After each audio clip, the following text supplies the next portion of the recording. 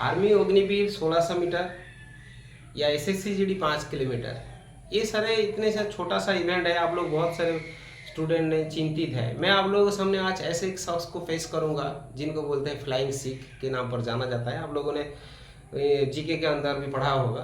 तो फ्लाइंग सिख की जो नवनीत जी के साथ जो इंटरव्यू है मैं आप लोगों के सामने पेश करूंगा। इसको वीडियो को लास्ट तक आप लोग देखना और इससे आप लोग थोड़ा सा अपना आपको मोटिवेट करना और अपने काम पे लगे रहना। नवनीत जी के साथ जो मिल्खा सिंह जी के जो एक्सक्लूसिव इंटरव्यू है वो आप लोगों के सामने पेश करूंगा। आप लोग थोड़ा सा इसको ध्यानपूर्वक वीडियो को अंत तक देखने की कोशिश करेंगे। ऐसा एक शख्स है जिन्होंने अपना ज़िंदगी को कैसे बिताया, कौन कौन सा स्टेज से उन्होंने गुजारा और कैसे कैसे इन्होंने इतना बड़ा अचीवमेंट हासिल किया। आप सभी को ये वीडियो जो है मोटिवेशन के तौर पर मैं सजा कर रहा हूँ। आप लोग इसको देखें और नवनीत जी जो उनके साथ बैठ के बात कर रहे हैं उनकी भी मैं आभारी रहूँगा जो इतना अच्छा एक वीडियो बना के उन्होंने सोशल मीडिया पर छोड़ रखा है। उनको सुन रहे हैं उनको मेरी तरफ से सबको नमस्कार, सत श्री अकाल और प्यार। नवनीत जी, बड़ी हिम्मत है आपकी, आपने मिल्खा सिंह को काबू कर लिया है। ऑनर्ड। बात यह है कि जब से फिल्म आई है लोग दीवाने हैं। करीबन कोई 200-300 लेटर रोज़ का आता है और अब मेरा हर फंक्शन पे जाना नामुमकिन बात है। उसकी वजह यह है, एक तो एज है, 91 के आसपास जा रहा हूँ, दूसरा बैक एक भी रहती है, कुछ नज़र भी कमज़ोर है, तो इसलिए अब हर फंक्शन पे मिल्खा सिंह का जाना नामुमकिन बात है। तो मैंने अपने मैनेजर से ये कह रखा है कि 200-300 लेटर में से आपने सिर्फ महीने के अंदर 3 या 4 फंक्शन एक्सेप्ट करने हैं और वो फंक्शन ऐसे होने चाहिए कि जहाँ पे नौजवान बच्चे हों और मिल्खा सिंह के जाने से हो सकता है कि किसी बच्चे को चिंगारी लग जाए और वो मिल्खा सिंह बन के दिखा दे, तो इससे बड़ी बात और कुछ नहीं है। मैं समझता हूँ मेरे लिए बहुत बड़ी बात है। अब आपने सवाल किया कि आपका बचपन मेरा कैसे गुजरा। बचपन की कोई ऐसी याद जो आप रिलीव करना चाहते हैं? बचपन तो आपको क्या बताऊं कि आपको तो आप लोगों ने तो स्टोरी सुनी है ना कि इंडिया और पाकिस्तान किस तरह से डिवाइड हुआ। जी, आप लोगों ने तो स्टोरी सुनी हुई है, मगर मैंने अपनी आंखों से हर एक चीज़ देखी है। मेरे माँ बाप पार्टीशन के अंदर मेरी आंखों के सामने कत्ल किए गए, मेरे बहन भाई को मेरी आंखों के सामने कत्ल किया गया। तो वो चीज़ जो है मैं समझता हूँ को तो मुझे मरते दम तक कभी नहीं भूल सकती। मुझे याद है 1947 के अंदर जब मैं दिल्ली लैंड आया, गाड़ी की छत पे बैठ के हम पाकिस्तान से आए और दिल्ली जब आए तो दिल्ली प्लेटफार्म के ऊपर जितने भी रेफ्यूजी पाकिस्तान से आते थे वो दिल्ली प्लेटफार्म, पुरानी दिल्ली रेलवे स्टेशन आपने देखा है, तो वहाँ पे लोग आके गाड़ी से उतरा करते थे। तो अब ये देखो कि हज़ारों की तादाद के अंदर रेफ्यूजीज़ वहाँ पे पड़े हुए हैं, कुछ लोग मरे पड़े हैं, हैज़ा फैला हुआ है वहाँ पे, ना पानी पीने के लिए है, ना रोटी खाने के लिए है, ना जगह सोने के लिए है, ना कपड़ा पहनने के लिए, कुछ भी नहीं था। तो अब कितनी देर आप रोते रहोगे, माँ बाप को याद करते रहोगे। तो दिमाग में ये चीज़ आई कि क्यों ना आर्मी ज्वाइन कर ली जाए। तो 2-3 लड़के जो मेरे साथ मेरे हम साथी बन गए वहाँ पे रेलवे स्टेशन, पुरानी दिल्ली रेलवे स्टेशन के ऊपर। तो हम एक दूसरों से बातें करते रहते थे। कोई कहता था मैं रावलपिंडी से आया हूँ, कोई कहता था मैं लाहौर से आया हूँ, कोई कहता था मैं मिंट कुमरी से आया हूँ। तो फिर आपस में दोस्ती बन गई 2-4 दिनों के अंदर। रोते रहे, फिर उसके बाद सोचा कि चलो अब ये दोस्त बने तो इनके साथ बातें। तो मैं उस टाइम 17-18 साल का था। तो आर्मी में हम गए, 3-4 लड़के हम वहाँ पे। तो वो उस टाइम भी मैं आपको ये बताना चाहता हूँ कि सिफारिश चलती थी और पैसा चलता था। अच्छा। तो वहाँ पे मुझे हर 6 महीने के बाद हम खड़े हो जाते थे। 50 पोस्टें हैं तो 50 पोस्टों के लिए 5000 आदमी पहुँचा हुआ है भर्ती होने के लिए। तो फिर वहाँ सिफारिश जिसकी होती थी, ये जो पैसा जो चढ़ाते थे वो आदमी जो थे वो सिलेक्ट हो जाते थे और हमें रिजेक्ट कर दिया जाता था। और दूसरा, आर्मी वालों ने मुझे रिजेक्ट तो ज़रूर किया। जब मैंने आर्मी ज्वाइन कर ली, आर्मी ज्वाइन करने के बाद अगर आज मिल्खा सिंह का नाम सारी दुनिया में है, अगर आज इंडिया का नाम सारी दुनिया में है, तो इसका क्रेडिट जो है मैं आर्मी को देता हूँ। ये आर्मी की वजह से है। आर्मी के अंदर डिसिप्लिन है, आर्मी के अंदर हार्ड वर्क करवाते हैं, आर्मी के अंदर जो है आदमी के अंदर विल पावर आ जाती है कि मैंने ये काम करना ही करना है, मर जाना है, ये काम करना है। तो ये जो था, जो आज मिल्खा सिंह का नाम या इंडिया का नाम सारी दुनिया में है, तो इसका क्रेडिट जो है मैं आर्मी को देता हूँ, नंबर 1। नंबर 2, जब मैंने पहली बार ओलंपिक गेम्स के अंदर पार्टिसिपेट किया 1955-56 के अंदर, 56 जी मेलबर्न के अंदर, ऑस्ट्रेलिया के अंदर जी। तो एक्चुअली जो है मैं इंस्पायर हुआ वहाँ पे जाके। इंस्पायर कैसे हुआ कि जब ओलंपिक गेम्स हुई तो ये फ़िल्म मेरी जो आपने देखी होगी, कि फ़िल्म के अंदर भी दिखाया गया है कि ऑस्ट्रेलिया में जो लड़का फर्स्ट आया था 400 मीटर के अंदर, जी अमेरिकन लड़का, तो मैं तो पहले राउंड के अंदर ही बाहर हो गया। आपको मालूम है कि पहला राउंड होता है, दूसरा राउंड होता है, क्वार्टर फाइनल होता है, सेमीफाइनल होता है, तब जाके लोग फाइनल में पहुंचते हैं और फिर उसके बाद जो है वो गोल्ड मेडल, जिनको सिल्वर मेडल या ब्रॉन्ज मेडल मिलता है। तो जब मैं पहले राउंड में बाहर हो गया तो मेरे दिल के अंदर आग ज़रूर थी। मैंने कहा भी मैंने इस लड़के से मिलना है, कि जो लड़का फर्स्ट आया यहाँ पे 400 मीटर के अंदर, इससे मिलना है, मिल के इससे पूछना है कि ये प्रोग्राम किस तरह का प्रोग्राम करता है, कैसे ये फर्स्ट आया। इन्होंने अपना होने की कोशिश किया। तो हुआ ये कि अब मुझे उस टाइम इंग्लिश बोलना नहीं आती थी, क्योंकि हम गांव के रहने वाले। मेरे साथ एक महेंद्र सिंह थे, उन्होंने लॉन्ग जंप के अंदर पार्टिसिपेट किया था 56 ओलंपिक गेम्स के अंदर। उस लड़के ने मैट्रिक की हुई थी और वो भी गांव से। अब उसको भी बेचारे को इंग्लिश बोलना नहीं आती थी, यस नो ऐसी बातें करता था वो। तो वो मेरे कमरे में हम एक साथ में रहते थे ओलंपिक विलेज के अंदर। तो ओलंपिक विलेज में आपको मालूम है कि यहाँ पे इंडिया रह रहा है, यहाँ पे पाकिस्तान रह रहा है, यहाँ ऑस्ट्रेलिया रह रहा है, यहाँ अमेरिका रह रहा है। तो सारी कंट्रीज़ के जो हैं लोग वो पास पास में ही घर होते हैं, तो वहाँ रह रहे होते हैं पूरे ओलंपिक विलेज के अंदर। जी। तो मैंने इरादा बनाया कि मैंने इस आदमी से मिलना है जो आदमी फर्स्ट आया है यहाँ पे। मैं तो पहले राउंड में बाहर हो गया। तो हुआ ये कि महेंद्र सिंह को मैंने साथ लिया और हम चले गए उसके पास में। 2 मिनट की वॉकिंग डिस्टेंस था जहाँ पे अमेरिकन टीम रह रही थी। तो जब हम उसके कमरे के बाहर जाके खड़े हुए तो हमने देखा वहाँ पे कैमरे वाले बैठे हुए हैं, फोटोग्राफर बैठे हुए हैं, बिकॉज उसने गोल्ड मेडल जीता हुआ था। तो प्रेस वाले वहाँ पे बैठे हुए हैं। तो वो कमरे से बाहर आया, उसने कहा भी 2 नौजवान यहाँ पे बाहर खड़े हैं, तो ये किस लिए खड़े हैं? तो वो आया, वो हमें कहता है कि yes gentleman, what can I do for you. तो अब महेंद्र सिंह थोड़ी बहुत इंग्लिश जानता था। वो महेंद्र सिंह ने कहा मिल्खा सिंह 400 मीटर। वो समझ तो गया बेचारा। उसने कहा I am sorry, I am very busy today because press people and the photographer they are waiting for me, तो कैन यू कम टुमारो। तो हमने उसकी इतनी बात सुनी महेंद्र सिंह ने, और हम वहाँ से अपने कमरे को वापस आ गए। नेक्स्ट डे दोबारा हम उसके घर चले गए। वहाँ पे गए तो फिर महेंद्र सिंह ने बताया कि ये 400 मीटर दौड़ता है और 400 मीटर के अंदर पहले राउंड में ये बाहर हो गया। इसका नाम मिल्खा सिंह। अब मिल्खा सिंह को उस टाइम कौन जानता था? नया लड़का पहली बार ओलंपिक में गया।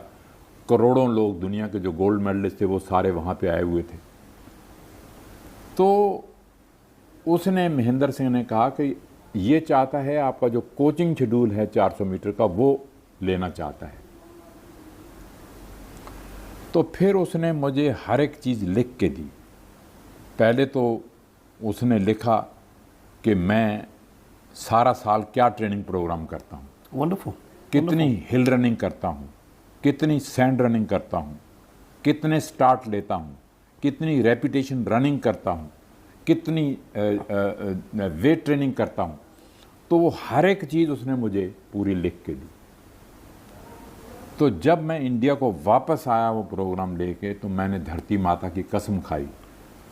तो मेरा जो कोच था, मैंने उससे पूछा कि ये वर्ल्ड रिकॉर्ड 400 मीटर का जो है वो क्या है जी। तो वो उसने मुझे लिख के दिया कि ये 400 मीटर का वर्ल्ड रिकॉर्ड है। तो जब मैं दिल्ली लैंड किया तो मैंने धरती माता की इंडिया की कसम खाई कि जब तक मैं वर्ल्ड रिकॉर्ड तोड़ के नहीं रहूँगा तब तक मैं चैन से नहीं बैठूंगा। तो आप हैरान होंगे कि मैं 6 घंटे रोज़ ट्रेनिंग किया करता था जी। सर्दियों में और गर्मियों में भी। मई जून के महीने के अंदर आदमी 10 मिनट नहीं दौड़ सकता, मैं 3 घंटे सुबह दौड़ता था और 3 घंटे दोपहर के बाद दौड़ता था। 6 घंटे ट्रेनिंग करता था और अपने आप को हर 10 दिन के बाद टेस्ट किया करता था कि क्या मिल्खा सिंह आपका टाइमिंग जो है वो कम हो रहा है कि नहीं हो रहा है, वर्ल्ड रिकॉर्ड के नज़दीक मैं जा रहा हूँ कि नहीं जा रहा हूँ। तो अब ये देखिए कि 56 से लेके 58 तक मुझे 2 साल लगे, जो मैं लगातार 6 घंटे ट्रेनिंग कर करके अपने आप को टेस्ट कर करके तो वर्ल्ड टाइमिंग के नज़दीक पहुंचा। और आपको ये मालूम होना चाहिए कि जो 1958 के अंदर कॉमनवेल्थ गेम्स हुई जी। वहाँ पे मिल्खा सिंह ने 400 मीटर के अंदर गोल्ड मेडल जीता। वो पहला इंडियन था मिल्खा सिंह जिसने 400 मीटर के अंदर कॉमनवेल्थ गेम्स के अंदर गोल्ड मेडल जीता। और दुनिया को ये पता चला कि मिल्खा सिंह को इंडिया का आदमी उठा है जो जिसने 400 मीटर के अंदर गोल्ड मेडल जीता। So the star was born. The star was born. वही मैं आपको मिल्खा बता रहा सिंह, हूँ ना जी। कि वो चीज़ जो थी उसने मेरे दिल के अंदर इतना जोश भर दिया, इतना जोश भर दिया कि मुझे अभी तक याद है कि जब क्वीन आई जिसने मेरे आके गले के अंदर गोल्ड मेडल डाला, ये कार्डिफ की बात है, वेल्स की बात है ये। तो जब गोल्ड मेडल मेरे गले के अंदर डाला, 1 लाख अंग्रेज जो था वो स्टेडियम के अंदर बैठा था। सब के सब वो स्टेडियम के अंदर खड़े थे, तिरंगा झंडा ऊपर जा रहा था, नेशनल एंथम बज रहा था और खुशी से मेरी आंखों के अंदर आंसू थे और मैं रो रहा था। खुशी के आंसू थे कि मिल्खा सिंह जी आज सही महीने में आपने अपने देश का नाम ऊंचा किया है और देश का नाम जो है दुनिया भर में रोशन किया है। तो जब क्वीन चली गई, मुझे याद है कि वहाँ पे एक साड़ी वाली बॉब्ड हेयर लेडी बैठी थी। जी। वो लेडी कौन थी आपको मैं ये बताना चाहता हूँ कि वो थी पंडित जी की सिस्टर विजय लक्ष्मी। विजय लक्ष्मी वहाँ पे उस टाइम इंग्लैंड के अंदर हाई कमिश्नर थी। तो वो क्वीन के पास ही बैठी थी। तो वहाँ से वो जब मैं विक्ट्री स्टैंड से नीचे उतरा, क्वीन गोल्ड मेडल डाल के चली गई, तो वो भागी भागी आई, आके उसने मुझे हग किया ज़ोर से, मिल्खा जी मिल्खा जी मिल्खा जी, आपने हमारे देश का नाम ऊंचा कर दिया और पंडित जी का मैसेज आया, आपको क्या चाहिए। अब मुझे मालूम ही नहीं कि ये औरत कौन है। तो उसने मुझे अपने आप को इंट्रोड्यूस किया कि मिल्खा जी मैं विजय लक्ष्मी हूँ, मैं पंडित जी की बहन हूँ और मैं पंडित जी का मैसेज लेके आई। That is an achievement. That is an achievement. मैंने उसको घुटने हाथ लगाए, छुआ। जब उसने मुझे बताया कि मैं यहाँ पे हाई कमिश्नर हूँ, तो मुझे मालूम नहीं था कि she is high commissioner there. जी। तो पंडित जी का मैसेज क्या देती है कि पंडित जी ने ये कहा है कि मिल्खा सिंह से पूछो कि मिल्खा सिंह को क्या चाहिए। मैं आपको ये इसलिए बता रहा हूँ कि हमारा ज़माना ऐसा था कि हमें कुछ मांगना नहीं आता था। अगर मैं चाहता पंडित जी को कहता 200 एकड़ ज़मीन मुझे यूपी में दे दो, 200 एकड़ ज़मीन मुझे पंजाब में दे दो, मुझे 2-4 कोठियाँ दिल्ली में डलवा दो, तो पंडित जी के लिए बड़ी मामूली बात थी, वो कर सकते थे। मगर हमें मांगते हुए उस टाइम शर्म आती थी। ना ध्यानचंद जी ने कुछ मांगा, ना लाला अमरनाथ जी ने कुछ मांगा, ना मिल्खा सिंह ने कुछ मांगा। That's a real sportsman. That's a real sportsman. तो हुआ ये, तो मैंने क्या किया, मैंने कहा पंडित जी से ये कह दो, मैसेज दे दो मेरा, क्योंकि उस टाइम ये टीवी नहीं थे, जी। मोबाइल भी नहीं थे, जी। टेलीफोन पे ही बातें होती थी, टेलीफोन आते जाते थे। तो फिर पंडित जी को उनकी सिस्टर ने ये मैसेज दिया कि मिल्खा सिंह ने ये डिमांड मांग की है कि मैंने अगर गोल्ड मेडल यहाँ पे जीता है तो हिंदुस्तान के अंदर, सारे देश के अंदर, इंडिया के अंदर आज एक दिन के लिए छुट्टी कर दो। अरे वाह, अरे वाह। ये मेरी आखिरी ख्वाहिश थी जो मैंने वहाँ पे ये ज़ाहिर की। तो वहाँ से ही मिल्खा सिंह का नाम इतना चढ़ा दुनिया भर में कि उसके बाद मिल्खा सिंह ने कम से कम 80 इंटरनेशनल रेसेस दौड़ी और सारी दुनिया के अंदर मिल्खा सिंह जीतता चला गया। आज मिल्खा सिंह पेरिस में दौड़ा तो जीत गया, आज मिल्खा सिंह लंदन में दौड़ा जीत गया, आज मिल्खा सिंह ऑस्ट्रेलिया में दौड़ा जीत गया। हर जगह जहाँ भी दौड़ता 80 कंट्रीज़ में मैं दौड़ा और हर जगह मैं जीतता चला गया। तो मैं आपको ये बताना चाहता हूँ कि अगर आज मिल्खा सिंह का नाम सारी दुनिया में है तो वो एक दिन में नहीं बना, 15 साल लग गए। 15 साल में मिल्खा सिंह का नाम जाकर दुनिया भर में बना। और मिल्खा सिंह एक ही बार पैदा हुआ है, ऐसे ही रहेगा? नहीं, पैदा तो एक बार हुआ है, मगर अब मेरा आखिरी ख्वाहिश मेरी ये है कि ये जीवन छोड़ने से पहले, ये दुनिया छोड़ने से पहले, जो गोल्ड मेडल मेरे हाथ से मिस हो गया रोम ओलंपिक के अंदर, जी जी, मैं देखना चाहता हूँ कि कोई ना कोई इंडियन नौजवान लड़का या लड़की उठना चाहिए कि 400 मीटर के अंदर जाके वो गोल्ड मेडल, जो मेरे हाथ से गोल्ड मेडल गिर गया। मुझे याद है कि जब मैं रोम ओलंपिक में दौड़ने के लिए जा रहा था, सारी दुनिया के लोग ये कहते थे 400 मीटर अगर कोई जीतेगा रोम ओलंपिक के अंदर तो इंडिया का मिल्खा सिंह ही जीतेगा और कोई नहीं जीत सकता। तो ये मेरी आखिरी ख्वाहिश है कि मैं देख के जाऊं कि कोई नौजवान ऐसा उठे जो तिरंगा झंडा मैं नहीं लहरा पाया, जो नेशनल एंथम मैं नहीं बजा पाया, जो गोल्ड मेडल मैं नहीं ले पाया, वो जाके ले, तो मैं देख के जाऊं, मेरी तबीयत, मेरा जो है हिंदुस्तान पूरा खुश हो कि वाकई मिल्खा सिंह की ख्वाहिश जो है इस नौजवान ने पूरी कर दी। तो ये है बिल्कुल true example of dream big achieve big. अगर मन दृढ़ हो, मेहनत करने का जज्बा हो, कहीं पहुंचने की चाहत हो तो बिल्कुल पहुंचा जा सकता है। उसकी मिसाल है मिल्खा सिंह जी। और आज इस इंटरव्यू के माध्यम से मैं बोलना चाहूँगा इंडिया के हर एथलीट से, प्लीज़ इंडिया के लिए, मिल्खा जी के लिए हमें एक गोल्ड मेडल ओलंपिक्स में चाहिए ही चाहिए। Milkha ji, I think will have that day very very soon. Thank you very much. Thank you. अच्छा मिल्खा जी, अभी जैसे आप बता रहे हैं 91, but you don't look like 91, you don't look like anywhere near 91। Thank you. आपका फिटनेस मंत्र? हाँ, फिटनेस के लिए हमेशा जहाँ भी जाता हूँ मैं 2 चीज़ें कहता हूँ, स्पेशली सीनियर सिटीजन से। वो ये है कि आदमी को जब भी मारती है वो ज़बान मारती है, राइट। खाने में भी और बोलने में भी। ये 2 चीज़ें याद रखनी है। जो भी मुझे सुन रहे हैं मैं उनसे ये कहना चाहता हूँ। खाने में ये है कि आप किसी पार्टी पे जाते हैं, शादी पे जाते हैं, कहीं भी जाते हैं, आपको 20 चीज़ें खाने के लिए मिलती हैं। फ़िश बनी पड़ी है, चिकन पड़ा है, लड्डू पड़े हैं, जलेबी पड़ी है, बर्फ़ी पड़ी है। हर आदमी कहता है खाओ खाओ खाओ, दबा के खाओ।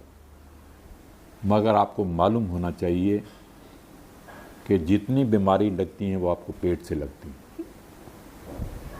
अगर आपका पेट ठीक है तो आपको बीमारी कभी नहीं लगेगी। जी। जब भी बीमारी लगेगी वो पेट से लगेगी।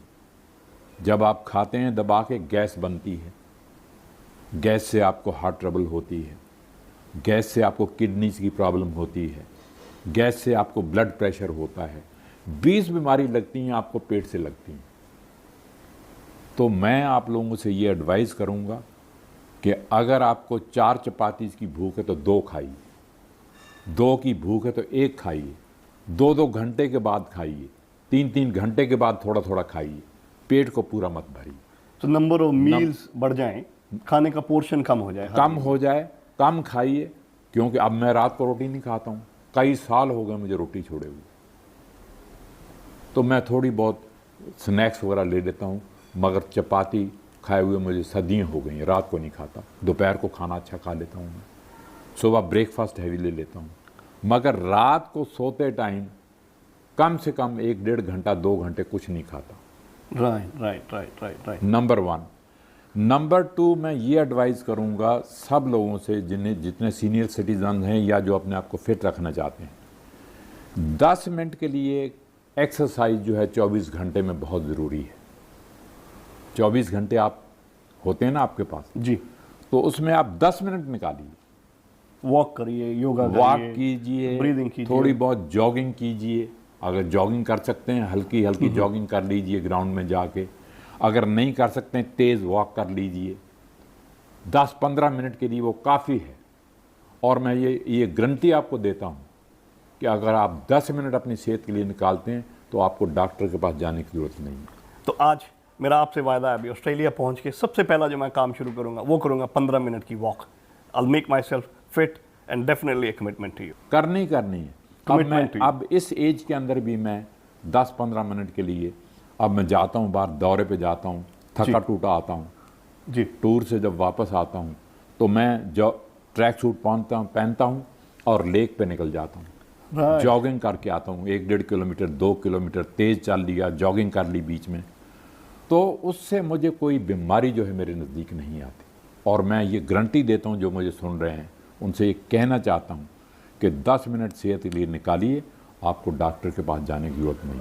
सेहत है तो आपके यार दोस्त हैं, बहन भाई हैं, रिश्तेदार हैं, सब मिलने के लिए आएंगे। एक बार आप चारपाई पे पड़ गए, कोई आएगा, अरे यार आई एम वेरी सॉरी, आप बीमार हो गए हैं, मुझे बहुत दुख हुआ है आपके बारे में सुन के। इतनी बात कह के वो चला जाएगा। किसी के पास टाइम नहीं है कि वो आपके पास बैठ के आपके दुखड़े सुने। मेरे ख्याल से वो सिंपैथी आपकी बीमारी और बढ़ा देती है।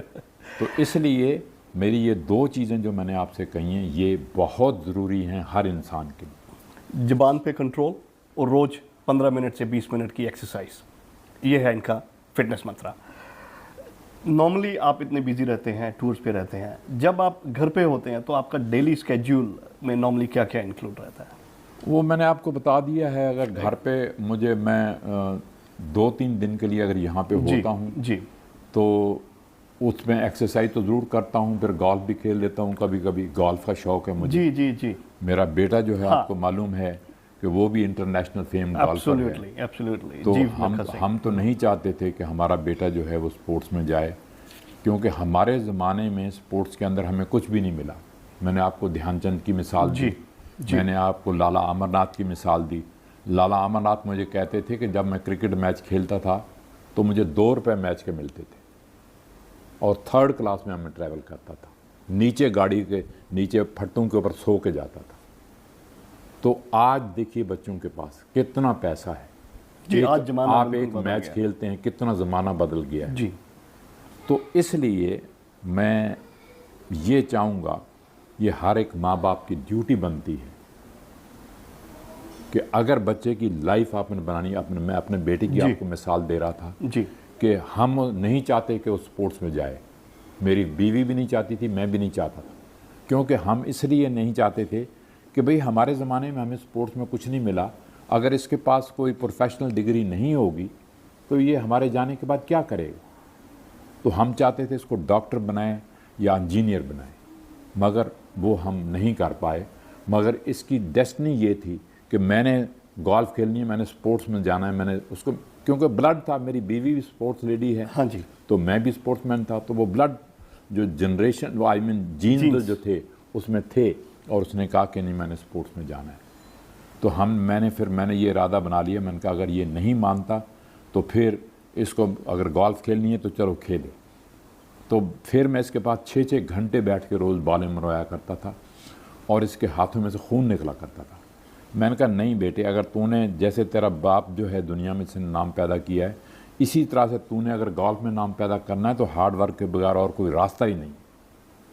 तो मैं आपसे ये कहना चाहता था, हर एक माँ बाप से ये कहना चाहता हूँ कि अगर आपने अपने बच्चे को कोई लाइफ बनानी है, चाहे उन्होंने डॉक्टर बनना है, इंजीनियर बनना है, स्पोर्ट्स में जाना है, किसी भी फील्ड में जाना है, जितना बच्चा हार्ड वर्क करता है उससे डबल हार्ड वर्क माँ बाप को करना पड़ता है, तब जाके बच्चे की ज़िंदगी बनती है, वरना बहुत मुश्किल होता है।